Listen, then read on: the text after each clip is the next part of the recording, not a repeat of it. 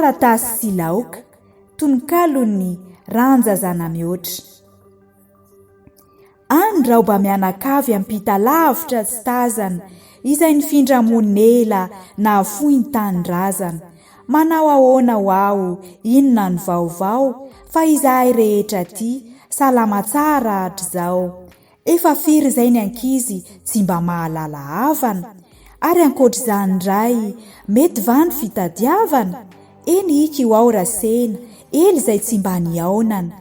Ianareo tokoa no hoe vao tsy maty dia isaonana. Ary mba izay raleka ilaina mitaka ny misa, anga tsy henonay fa hoe valivotaka ny Soisa. Ilay tanàna indray ny mantsy toy irodana ny trano, vakorobaka ny tafo ka tafiditra ny rano. Enona hitaty koa fa ny zana-drampizafy efatra amin'ny rahavavy tsotsompaika aty an-dafy, mahoneny rira fotsy, ranomaso zao foana no mitsotso mitantara isaky ny mba miaona. Ny tena lany mondrokery, lany fatotra mampondrana, kanjo airikala ratsy, iova lasy anondrana. Ary hono aho aloha mba tafakatra vare, ny talam-balondray ny lezo matany marose, mba aiza hono ireo ankizy no ny lasa ny ovalahy, toa veripoky ireny no ny ady sondrangà.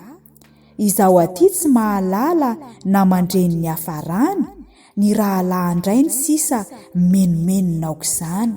Tsy niteraka rangà, ireo no andriarehany, kanjo indrisy ireto ankizy toa tsy hitsy izay nalehany.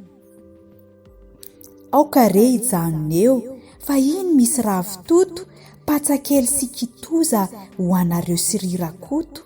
Fantatray ny kibongasy sy ny anina ambadiny, fa izao no maika loatra sady lavitra ny diny. Ka tsy hitsy izay natao fa dia ireny aloha no nisy, aorian'indray mandefa ganagana sy sosisy.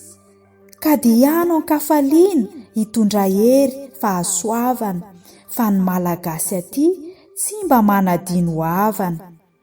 Veloma finaritra, hoy ravelonandro mianakavy sy ny havan-drehetra.